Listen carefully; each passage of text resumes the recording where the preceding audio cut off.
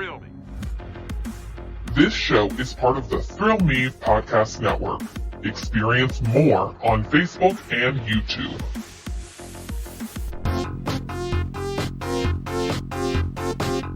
Hey everybody, welcome into the Hockey Show Podcast. I'm Nick. And I'm John. We usually have something depressing to talk about each episode. I wanted to kick it off with it this time around, Nick. You know the music world a lot better than I do. What can you tell us about Shane McGowan? I don't know anything about. What? I don't. This whatever bit you had set up is about to fail hard. Oh man, we'll let you edit that. Man, it's stated. Fighting Jameson's fan Nick Pearl doesn't know Shane McGowan from the Post. There we go. Now I'm with you. Okay. Yeah. I heard that news. I was a little sad. You know, just because I was like, oh, okay, I know his music because it carries on, as you mentioned, the band I play every end of every show, the Fighting Jamesons, Irish rock band. So I've come across his music through hearing other bands sing his songs. Yeah, man. He quite an interesting life for this guy. Openly talked about regretting having never joined the IRA, which is a take. Was also, very open about addiction issues that he had. Ireland's president, Michael Higgins, said he'll be remembered as one of music's greatest lyricists. Sad to see him pass. And, maybe instead of closing with Fighting Jamesons today, we can close with, what's it called? Not Streams of Whiskey. There's another really good anti-war song they had. The band played Waltzing Matilda. That's the one. Just throwing it out there. We'll see what we can do. We'll see what happens with the advancement of this show and what music we have license to, or what music we have free license to just because the guy's like, I don't know. It's not illegal if you don't get caught. Exactly. Yeah, I meant to text you that day because I know you're a big Irish rock guy. You love that type of music, so I knew that was probably one of those ones that. Although I feel like you and I have had that conversation before about celebrities passing and the way people react and kind of how sad people get. I don't know. I feel like that's a conversation you and I have had. Yeah, that's a weird parasocial thing. Yep, that seems to take place. What celebrity death hit you the hardest? I will say this past maybe that's this past year it was Pee Wee. Yeah, Pee Wee was big for me. Robin Williams hit me really hard. Yeah, a lot. When that happened. So I feel kind of weird because everybody always says Robin Williams, and I'm like, that hit me, but I guess it I don't know. It didn't hit me the way when Pee Wee died. I legit was just, I need to go out to my car. I need to be alone. I'm just gonna listen to the Danny Elfman score right now. I kind of just need a moment. I called my mom. Yeah, yeah. That's the thing. So many people were like that, and I was really sad because I liked Robin Williams' work, but I guess it didn't hit me the way other people have. Well, Robin Williams I think, hit me so hard because of the way he died and the reason behind it. Just found out he had, I want to say it was Parkinson's, and just decided to take his own life instead. It was just yeah, that's makes me feel gross. Yeah, I know. Yeah, I don't know. It sucked. It was bad. Hey, welcome into speaking of things show. Speaking of things that make me want to take my own life, the NHL Draft, the National Hockey. Yeah, let's go into the draft now. Let's just move on. All right. What celebrity death made you sad? Hit us up on our Twitters. Stick around to the end of the show. We'll tell you how to contact us because we don't want the hate yet. The NHL Draft we learned on Tuesday, is heading to the Sphere in Las Vegas. The site is now official. So, what's weird is when I saw this story break, I was like, wasn't this all supposed to happen at T-Mobile Arena? Didn't the NHL also decide that nobody was going to the draft anymore? Like, what is happening? How is this? But I guess T-Mobile Arena, the home of the Golden Knights, also became unavailable because UFC decided to host a card there, which, so I don't know. This was just kind of funny to me. We know where it is, but the whole situation around it was funny because it seemed very NHL. Yeah, and in one sense, if you are able to book the Sphere for something, then I suppose you're not falling completely flat on your No. face. And I honestly would have expected that, you know, if T-Mobile Arena is not available, then they will just go over to the Bellagio or so, just something. Who would have thought it would be easy to find another event space in Las Vegas? Know, right? Yeah, but yeah, and that'll possibly be cool if they ever pick up our idea of HockeyCon. Right. There would be a lot worse places to do it. This is the one to do it at. This is the one to kick it off and turn it into a thing. I mean, it's going to be June 28th and 29th. It's already 2 days. Just add a third day. Do something really cool. Do the whole, meet a legend. I'm sure Jeremy Roenick has nothing else going on. He'd like to go out there and shake some hands and make some money. Yeah, we could have a hard-hitting Q&A interview with him. That would be a blast. Yeah, so that's all we're going to talk about with the draft. There's really nothing else to talk about. But speaking of things that are fun, you said fun. Let's get into what I think is the most fun place to have your eyes right now around the league, and that's the West, dude. The West has been a blast. I messaged you today. It was like, dude, I want to talk about the Coyotes for a hot minute because the Coyotes have been on a roll, 5 wins in a row, but the past 5 wins have been against the last 5 Cup champions, and they haven't been wins. Like, they've been domination. Which, like, who put this schedule together? Right. At Vegas, home versus the Lightning, home versus the Avalanche, home versus the Blues, and shutting out the Caps at home. Yeah, Logan Cooley and the rest of the Coyotes looking pretty good there against some pretty serious competition. Yeah, and they're sitting as the wild card one, 28 points, 24 games played. So wild card 1, wild card 2, I think is 1 point behind them, but then Nashville is sitting at 9, and they're like 4 points, 5 points back. And let's be real, like, looking at all the teams that are 9, 10, and 11, Seattle's the only one there that I'm like, if they could string something together, could make it. But I don't know, man. I feel like the West is starting to we're seeing a little bit of settling in of what to expect out of the West. And the Coyotes, I called it at the start of when we started this back up. I said the Coyotes were a team that I think were a close bubble team, that they buy into their coach. They buy into what's being said there, and truthfully shouldn't be this good. Shouldn't string off 5 wins in a row like that against Vegas, Tampa, shutting out the Capitals, but the Capitals might have some other things going on there. I mean, I'm just saying. Yeah. And it's not just a one-trick pony for them, so to speak. No. In the sense that it is, enough to be said that they are genuinely trying this year, which is more than you've been able to say about them for some previous years.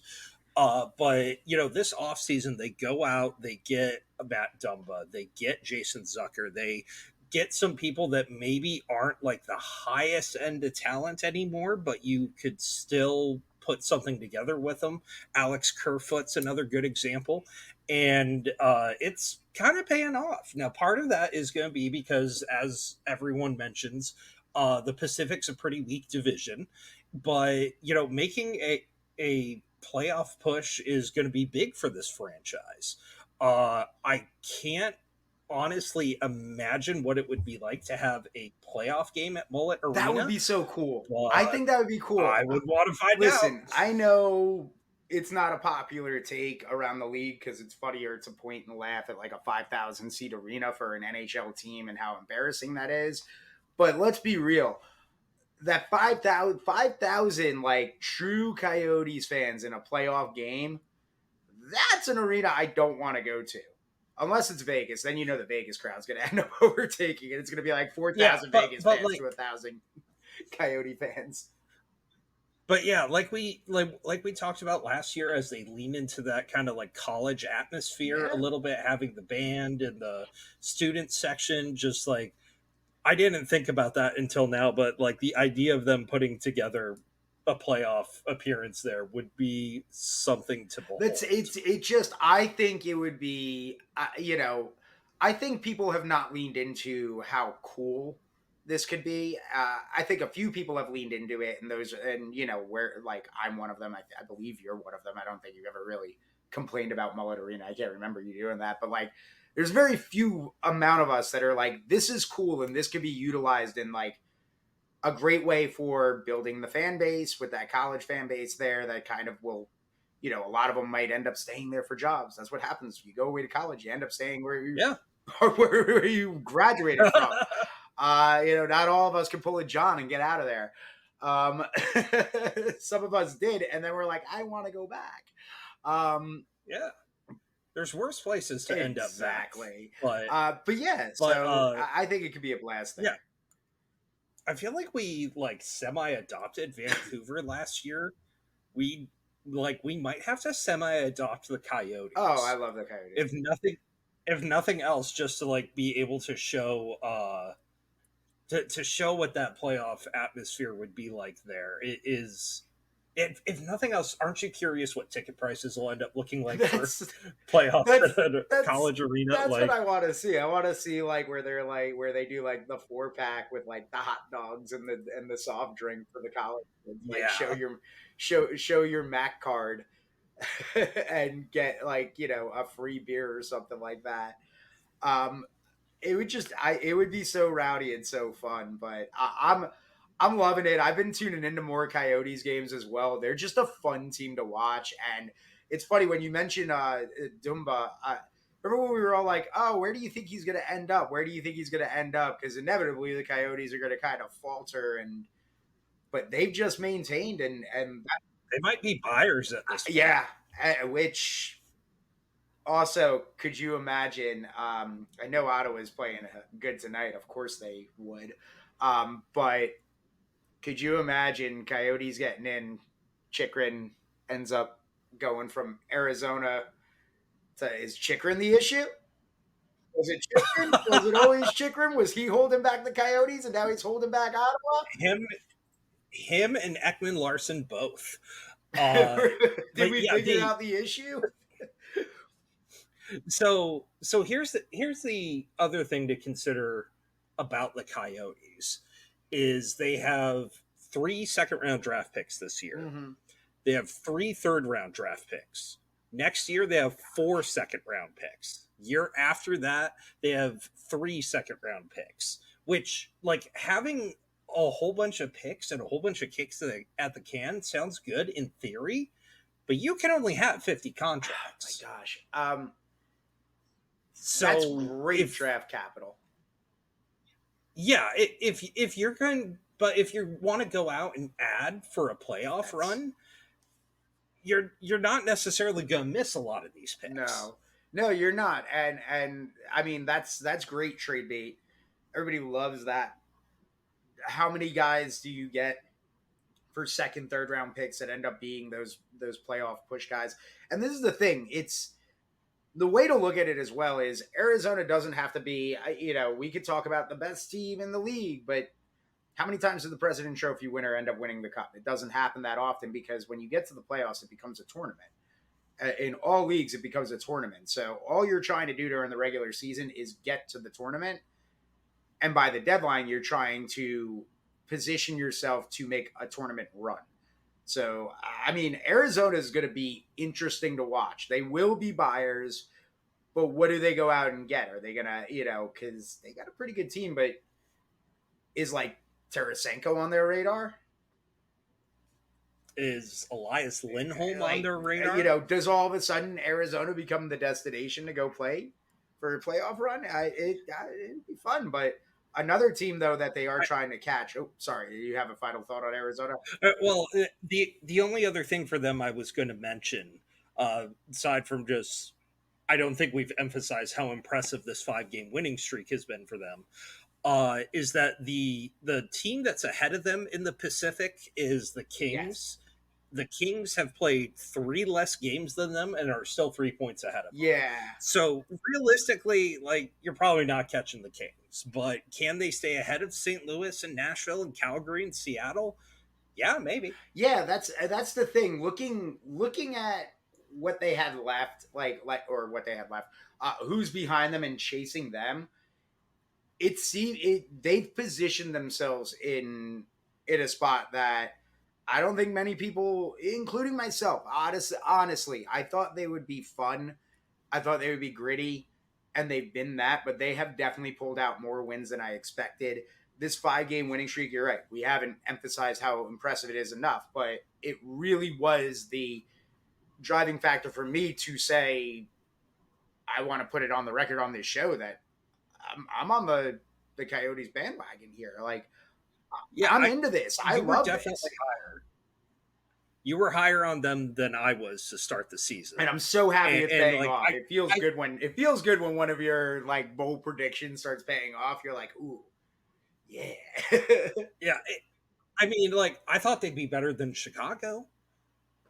So I didn't think they'd be worse in the division, but I didn't expect too much more from them out of this. But hey, in a year where like Nashville could put something together, but they haven't looked great.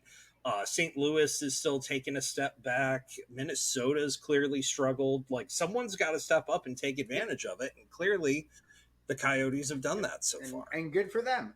Now, you mentioned the team that is ahead of them, and that's who we got to talk about next. The LA Kings, another team that many people, I still thought this was a team that was good, and damn it, they proved once again in the offseason, making a couple moves, adding 3 pieces, and it's been paying off for them so far. So there's 2 key parts to what they did this offseason.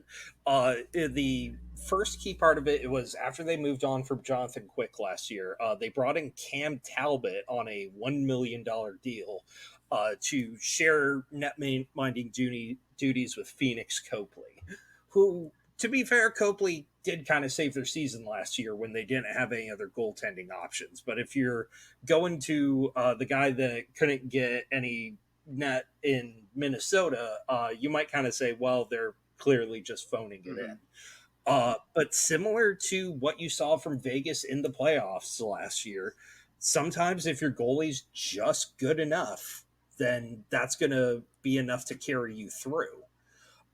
Now, it's worth mentioning, as I, say all this about, you just need this guy to be good enough.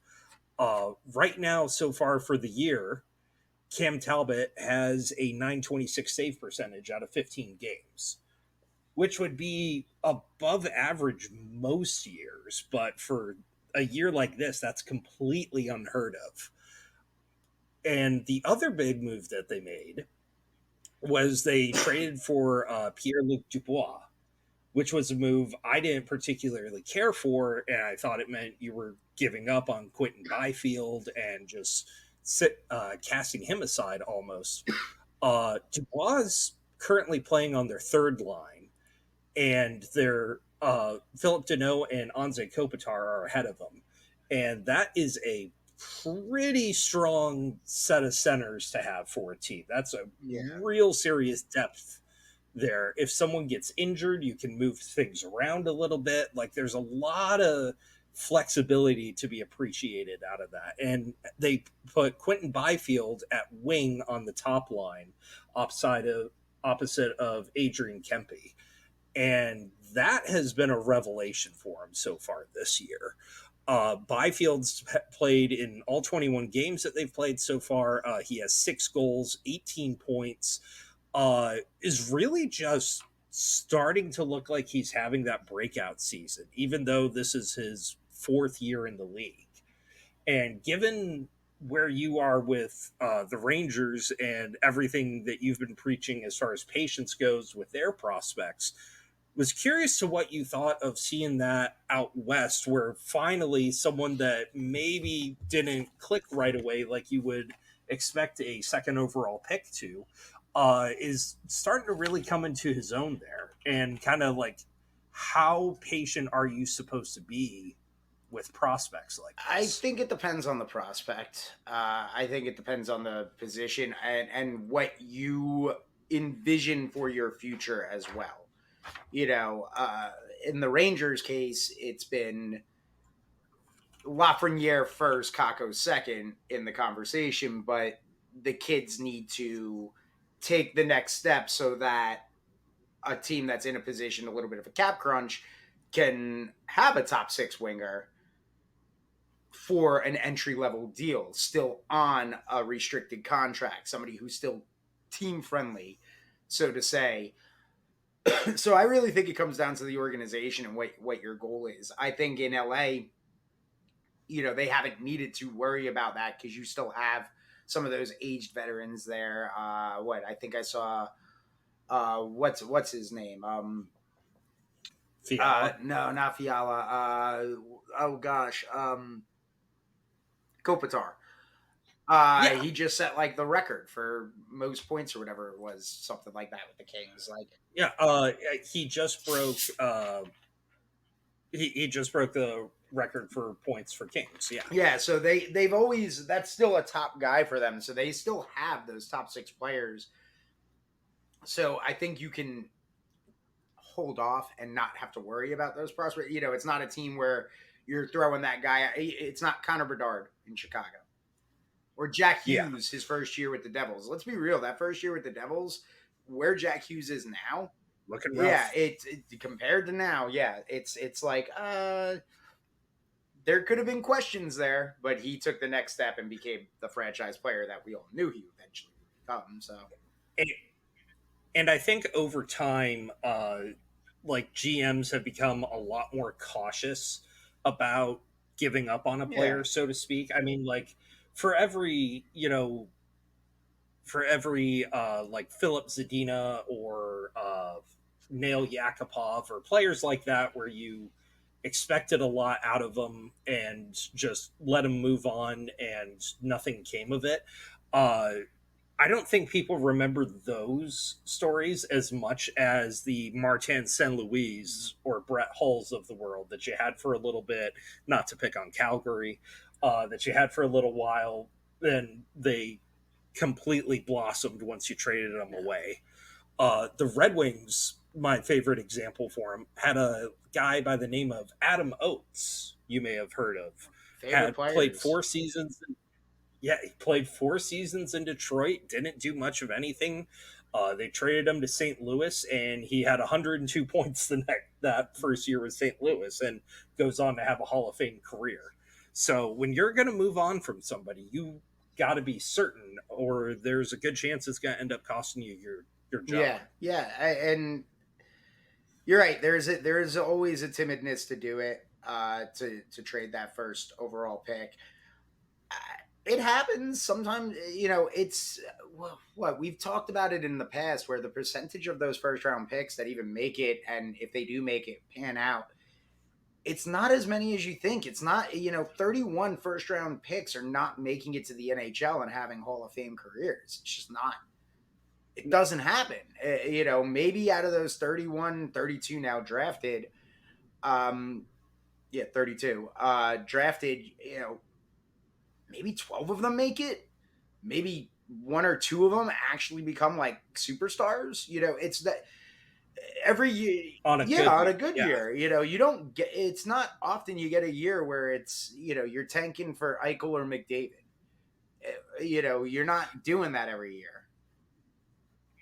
And if you're Montreal, hopefully you see what happened with Nico Hischier, you see what happened with Alex Lafreniere, you see what happened with Quentin Byfield, and you look over at Yuri Slafkovsky and say, hey, if he hasn't put it all together instantly, it's fine. Mm-hmm. He'll come along, he'll develop, he'll get a chance to have a fair crack at things here. But I'm also just curious, like, what do you even do for a player whose entry level deal is up like that? Like, when there's something more there, like, you clearly can't pay him a ton of money. Like, what did they do with Lafreniere for his second contract? Well, thankfully he didn't blossom into what he's become this year, where in the top 6 minute spot where he actually looks like he belongs. So they just kind of bridged him. I think it was like 2 point something or whatever this past off season. But I mean, I was going to say the Rangers are good at, but a lot of teams are really good at doing that. Hey, take the 2 year deal or the 3 year deal at this while you're still under restricted terms, and you're going to get your payday at the unrestricted. But the cap is going up next year, rumored to be $4 million. I don't know if you heard that. Yeah. The board of governors met this week, and apparently that's what was discussed. If you flash back to this time last year, we thought something very similar, and turned out that did not come close to coming to fruition. So we'll maybe pump the brakes on that, but it is worth mentioning that Quentin Byfield is on the last year of his ELC, and so if the cap's going up $4 million, a lot of that might be going. I could see. Well, okay, so I could see him signing like a 3 year, 3.5, something like that. So yeah, the $4 million go up essentially erases what you're going to pay him, and then whoever else is coming off the books, because this is the last year for Kopitar and all of them, right? Like they come off the books. It's gotta be. I believe it is. Yeah.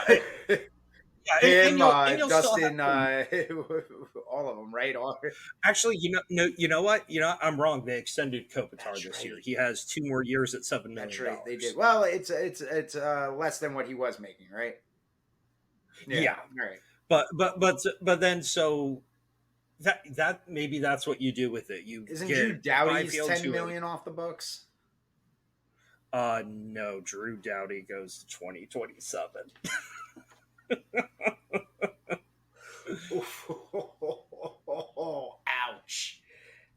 Ouch. And so, and did we talk about when he negotiated his last deal? I believe I don't remember if we did the show then, but props to him for pulling that off. Well, maybe not so much, because he got rid of his agent and just negotiated it himself and tried to make it out like this was this big money-saving move that he was making, which, like, I get. If you're paying 3% or 5% or whatever they pay agents, that percentage of $11 million is not an insignificant amount of money. The problem was people on Twitter looked at the way that the deal was constructed and almost immediately said, oh yeah, if he gets bought out, he's going to lose like $50 million. So hopefully for his sake, that does not end up coming to fruition. I don't know that LA's in the spot to where they would need that cap space. But man, that could be bad for Drew Doughty. 2027. It could be like the last year of his deal. Or the last 2 years, potentially. Because I mean, I say this a lot with contracts. When you look at a contract, somebody signs like 6 years. It's typically 4 years you're looking at. Because around year 3, they're starting to do that. Like, hey, what are the teams you're willing to accept a trade to? Give us that list of teams where we're looking to move you. And then if they can't move them, eventually they're like, well, with 2 years left, we'll buy him out because we'll have like 3 or 4 years of, we'll have the cap space this year, and then we'll kind of, as the cap continues to increase, because remember, it always increases every year, no matter what they say. Of course. So there's no once-in-a-lifetime events that would completely pause the entire account. No, not at all. So, that's, we'll see what happens. But the other thing that ends up with them is that they, if you can't trade them, you don't want to buy them out, you just get them to Arizona where they're on long-term injured reserve. That's true. Good way to do it. Which right now, Arizona has the contracts for Jakub Voracek, Shea Weber, And Brian I Little, didn't even know that Shea who I Weber was still completely being forgot paid. was on Yeah, LTIR. I forgot Shea Weber was even still being paid. Yeah, for 2 more seasons Oh after man. this. But God, you're like, I wonder if any of them like see the Coyotes going on a run and decides like, you know what, I'm actually Yeah, feeling okay. Maybe I here comes can. Shea Weber's big return Something- finally. All those years Montreal have been waiting. Here he's coming back. He's gonna hobble his way on out we there. knew it would work Yeah. once. All right. So if you haven't been watching anything in the West, keep an eye on it. The Kings, Arizona is pretty fun out there. The Blues are really fun as well. I was watching the Blues Vegas game last night. That was really fun game all the way down to the wire. Um, One of the teams though out of the Central not having a good time. Uh, Chicago. We talked about it last Yes, week, so also I from guess the let's just West. get the update on it with Corey Perry. He released his statement. He's officially been bought out, released. I don't know. I saw the article about it. His contract's been terminated. It's very interesting because what you told me he's heading into what is it? Rehab, right? The The player player assistance assistance program. program, which yeah, and from his statement, I don't know what to gather from this because we still really know nothing, which just keeps intensifying the rumors and people doubling down on. He must have slept with Yeah, somebody's mom. well, I'm sure he did at some point in some time in life, but the statement does specifically mention you know this wasn't something that involved any other teammates or their family, and then at the end he's basically just very apologetic and feels that he's embarrassed and let a lot of people down. uh he does specifically mention my behavior was inappropriate and wrong. Doesn't say what it Mm-hmm. was specifically. I guess we just may not end up ever knowing that. But does specifically mention working with experts in the mental health and substance abuse fields to discuss his struggle with alcohol and to take whatever steps necessary to ensure it never happens again. So the one thing that I think is interesting will come up from that is usually when a player has a substance abuse problem, the NHL leans more on the side of providing help than it does providing punishment. It's treated a lot more as a health issue than it is a you know behavior enforcement issue, for lack of a better term. So I part of the question kind of becomes here, his contract was terminated first, then he went into the program. Doesn't that seem backwards in that sense? So it's like he clearly did something really Yeah. bad, and the Blackhawks know they're under a microscope, so they took all appropriate steps to Yeah. address it. But if you're the players union, I wonder if you're not encouraging him to file a grievance just because of the precedent that this sets. I don't know. It is interesting because as you point out, like typically going into that program means your contract isn't terminated. You still get paid. So it's all really confusing because we don't know what happened. And I respect the fact that we don't really know what happened. Like nothing says we have the right to know. Anybody that feels we need to know, no, we don't have the right to know. Yeah. This is something that clearly everybody wants kept private. But until we know, it's just going to create a lot of speculation and a lot of confusion because, again, seeing a contract get terminated, but a player go into a program where you're not allowed to do that, but there's no grievance being filed, it's all really weird. And if a grievance gets filed, that's where I'm really going to get confused because you admitted to fault. You're admitting as well in your Yeah. statement that the decision was 100%, in your opinion, you feel it's valid. So I don't know if you really do have a grievance at that point, but I don't know. It's such a weird situation, but I think it really comes down to because we don't know what actually happened. We're just gonna be left sitting there assuming the worst. Yeah, and the one instance that came to mind for this was Mike Richards with the LA Mm. Kings. Got stopped at the border with a bunch of pain pills that he may or may not have, supposed to have Yeah. had. And when the Kings found out, they terminated his contract immediately. And it just so happened to be a contract that he was being very much overvalued and overpaid for not really delivering a whole Oh lot of yeah. results with it. So Mike Richards filed a grievance, and by all means, someone correct me if I'm wrong, but I'm fairly certain he won some sort of settlement. I believe he did because it was clear that this was, as you said, it was clear it was we got to get rid of this cap.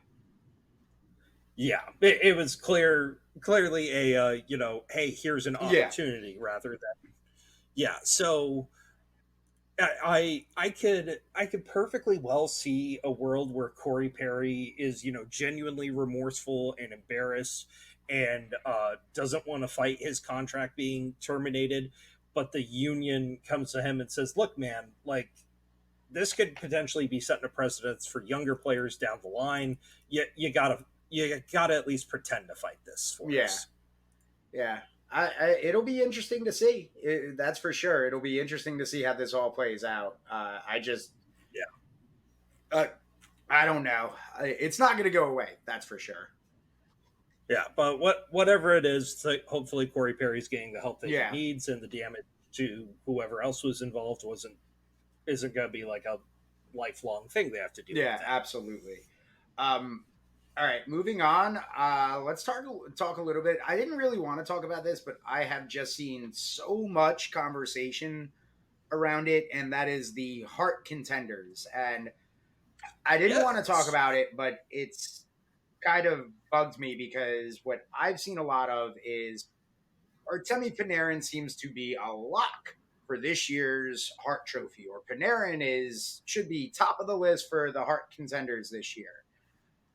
I'm not sure about that, and honestly, I think he deserves some recognition. yes, he deserves some recognition. The Rangers have clearly been the best team in the league this year so far. Uh, but has he really been the best player in the league? Is he really the guy that we should be saying, oh, that's clearly the Hart? Like, yeah, the Rangers are rolling because of Panarin. There's no doubt about it, because Mika Zibanejad has not been putting up Mika numbers, but Kreider's been putting up good Kreider numbers. Fox is Fox since he came back. Like, yes, the Rangers are. Lafreniere's whole career has been resurrected. It has. So from your standpoint, you're saying there's a lot of different things happening on that team that would point to their success. Absolutely. Now, yeah, Panarin is definitely scoring at a high rate, but is the Hart Trophy really all about the guy that's just scoring at a high rate, or is it about the guy that's providing their team with the best chance to win and really is the most valuable player? Now my thing has always been the way they vote on the Hart Trophy is that you have to be a playoff team for it, which I think is kind of ludicrous. But you could also probably argue that a goaltender should get it each year. So, in fact, do you remember the last time a goalie got the Hart Trophy? I actually do not remember the last time. I know I was ready for if you asked me the last time a defenseman got one. Do you remember the last time a defenseman? It was in 2000 when Chris Pronger won, and before that, you had to go back another 28 years. Do you know who won it then? 20 years. 28 years. Was it Paul prior Coffey? to that? No. 1972. Bobby Orr? Yes, Bobby Orr. There. So in 51 years, only two defensemen have won it. That mattered for a different reason that we'll get to in a minute. But when's the last time a goalie had won it? Carey Price in 14-15. Okay, so it actually happened before defensemen. More recently. Yeah. Okay. Yeah, but then, the last time a goalie won it before Carey Price was Jose Theodore in 2002. And so then before that, it was going to... Yeah. Yeah. So in that period of time, same number of goaltenders and defensemen. That is wild. Because, yeah, I mean, you could always make a case for the goalie because there have been years where, like, Connor Hellebuck should have won it a couple years ago. Oh my God, he absolutely should have won it a couple years ago. He was the only reason Vancouver made the playoffs, and typically is the or not Vancouver, Winnipeg, and typically is the only reason. I was going to let that one. Yeah, well, one of those Canadian teams. But yeah, he's pretty much the reason why the Jets typically make the playoffs. So you could argue for him, but I mentioned the defenseman thing because honestly, I think this year, if anything, and I know you have the same list in front of me that's more analytics and looks at it, but I agree with it, is Cale Makar and Quinn Hughes right now should be the top two people that we're talking about for the Hart Trophy. Yeah, and for me, when I think about the Hart Trophy, most valuable to your team kind of like puts me in a position to say, what does this team look like without this player? If you take Quinn Hughes off of Vancouver, they're struggling this year, but they are. But you have Elias Pettersson and Brock Besser. They're going to kind of JT Miller has draw been some attention. amazing this year. Boy, what if someone said he needed to be traded to Arizona last year? He'd look silly. But yeah, realistically, Colorado without Cale Makar this year would be right down there with Arizona, or excuse me, right down there with Minnesota and Chicago in that division. And that's not to say anything's been bad about Nathan McKinnon, but I think just missing Landeskog and the Jonathan Drouin revenge tour not quite working out the way they were hoping. Like Cale Makar has typically been in the situation where he can just step in and be that guy for him. And it's so rare to see that out of a defenseman. And yet, I think you could make the argument that he's more valuable to his team than Kucherov is to his. Yeah. Oh God. Yeah, absolutely. Because with that Tampa team, while Kucherov kind of drives the offense, 40 points this season, he's clearly going to break 100 this year. And probably is going to end up leading the league in points. But when I think of that team, though, I still think of everybody else that's there. Stamkos. I think of the fact that they just got back Vasilevsky as well. So it's kind of a well-oiled machine there in Tampa. But I agree with you. I think Cale Makar is really the reason why the Avs, they might have won the Cup like 2 years ago, 3 years ago, whatever it's been now. Or 1 year ago, whenever they won it, got them. Whenever they won the Cup, I'm having one of those moments right now. Right, it's been a long day. That's all right. But whenever they won the Cup, that's not the same team. That team is very different. They're still a good team, but when Cale Makar is in the lineup, they're a team to fear. When he's not, you can go toe to toe with them. Now Quinn Hughes, I think, has had a great year as well, and I think he has been maybe better than Cale Makar defensively, at least. But it's right there matched with him. Yeah, and like I said, a lot of it has to do with supporting cast. And maybe realistically, when it comes time to vote on these trophies, neither one of these defensemen might get that recognition because they have such a good supporting cast around them. It's not like Erik Karlsson, where his production has been like one of the few bright spots for the Penguins this year. But of course, the Penguins probably aren't going to make the playoffs with the way they've been this year. So that's maybe kind of a moot point that I'm making here. Yeah. But yeah, looking at Don Lucian's article, which he has a very analytical approach to the whole thing. He has like a predictive model that he works with, and he constantly updates based on the data that the league has given you so far this year.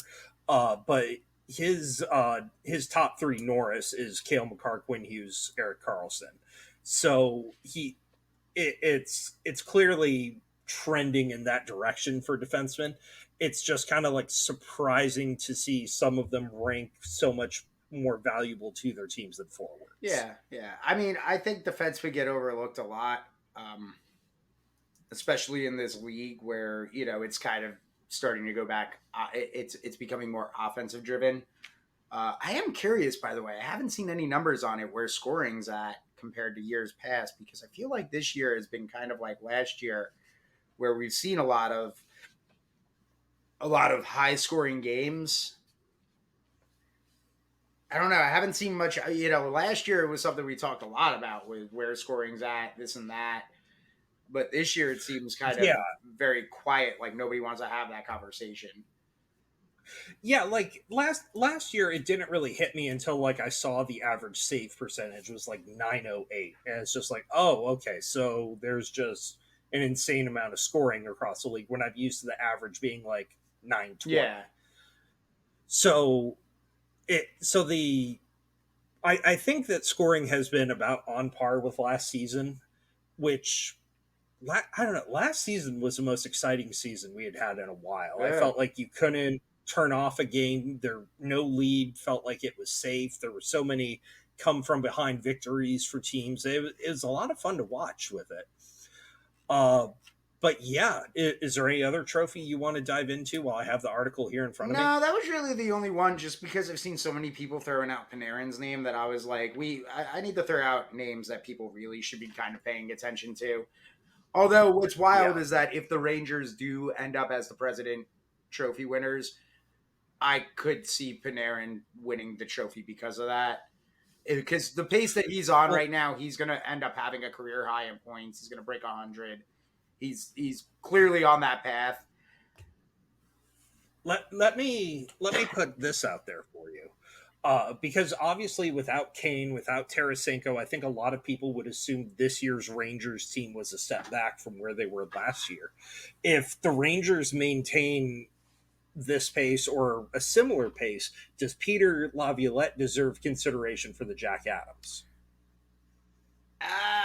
Oh my God, you want to set off Washington fans so badly, don't you? Well, because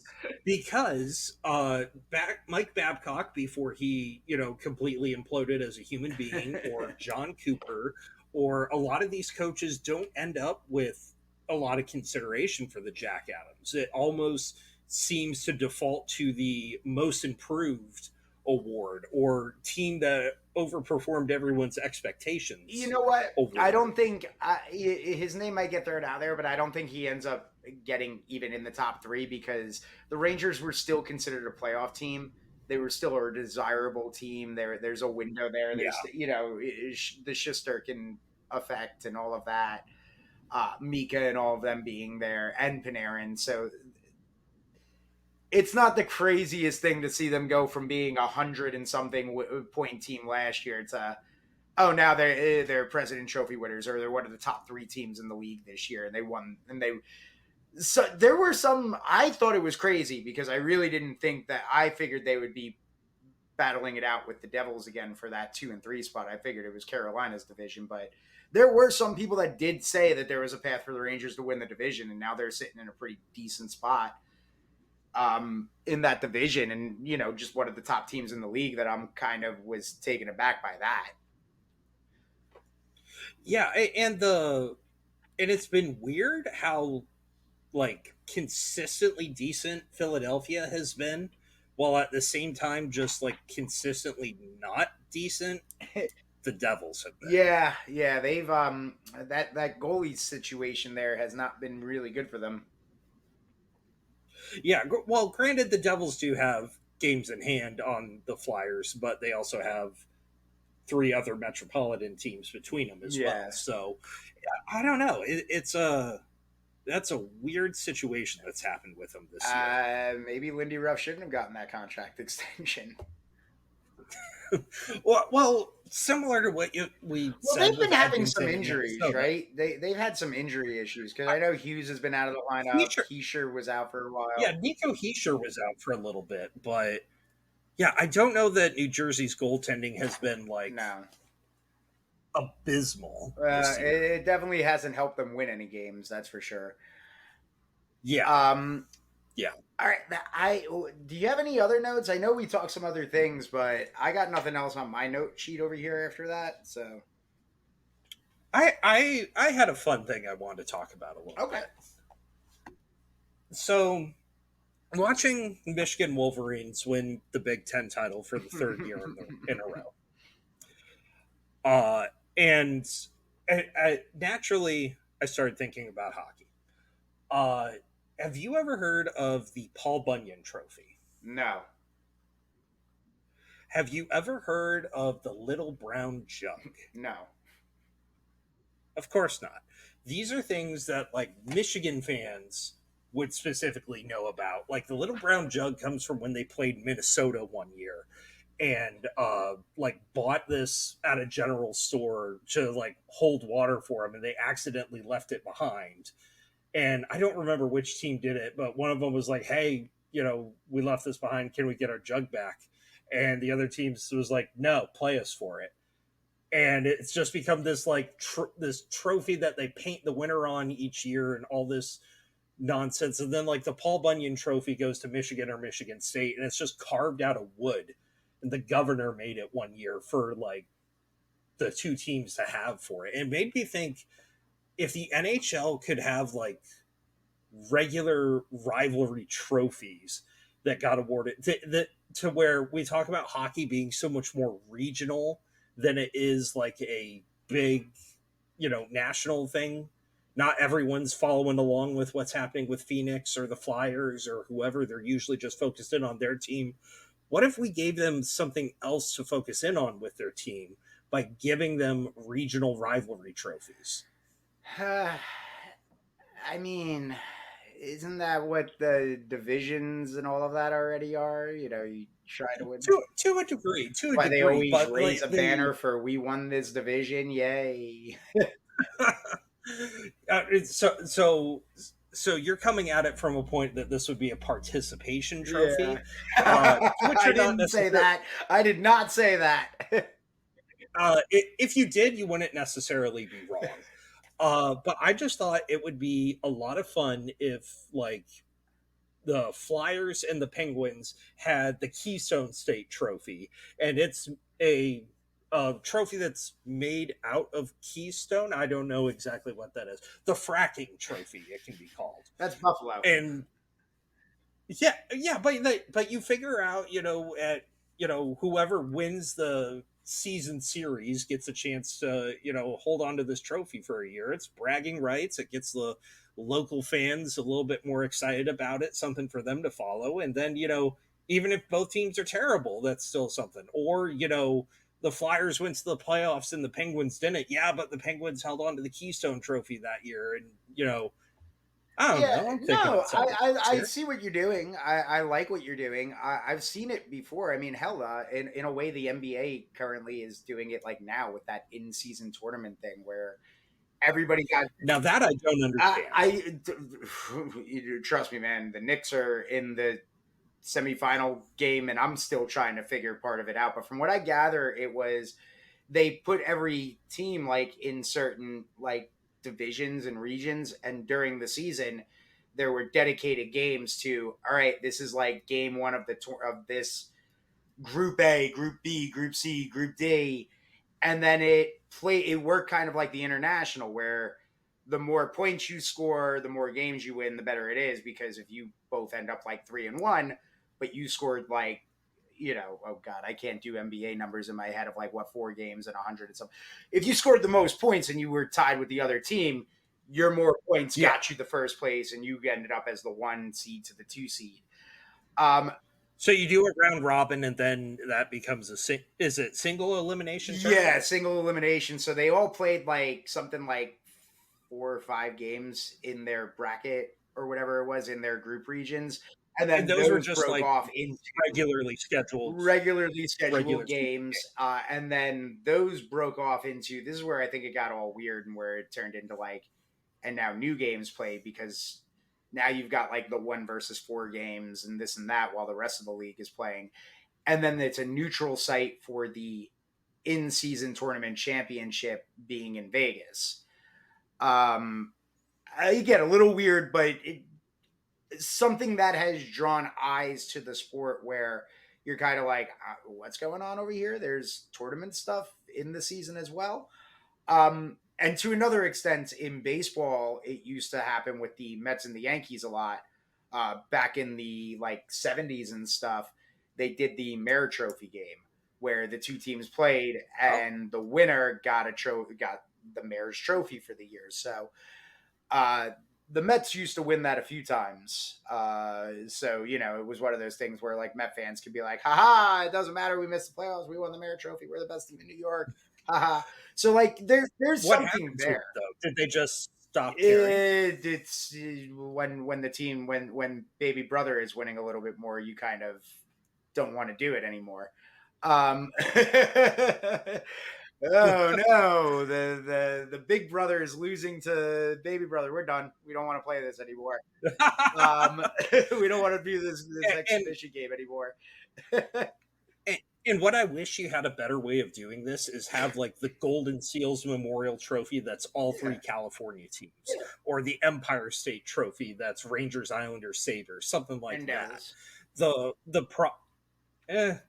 problem with that is the skyline from there. It's like, yeah. Think about the Jersey problem Jets. that I would see with the problem I would have with like a trophy that gets shared among three or more teams is that sets up a way of being like, well, if the Islanders beat the Rangers tonight, then they win the Empire State Trophy. But if they lose, then it goes to the Sabres, who aren't here tonight, so we don't get to do a trophy presentation. Or it would just be awkward. Like it just, I don't know if there's an easy fix to that. Yeah. I mean, I like it's an idea. I like where you're at. I mean, it draws it can help create or rebuild rivalries. It can help create different rivalries. Like it's an idea, and this league is void of many good ideas. So. Leafs and Habs meeting in the poutine bowl. Yeah, I like that. So yeah, that's all I got. You got anything else? Yeah. Nino Niederreiter got an extension. That's cool. Right, good for him. Yeah. Yeah, he's bounced around to a lot of different teams lately, so it's nice to see him get someone, even if it's Winnipeg. Like he's getting a chance to stick around for a bit. Somebody wanted to maybe have a little more stability. Somebody wants to play in Winnipeg. Good. And $12 million over 3 years probably helps. Not a bad deal. Take the money and run. Yeah. I think I heard that in the song. Not a Shane McGowan. No. Bringing it all back. Yeah, there you go. All right. Well, I guess look at us doing it in under an hour. So hit them with the plugs, John. You can find me on X, formerly known as Twitter, and my username on there is @JTEvans, the number 0. And I'm wonderful_radio. Until next week, bye. Thanks, guys.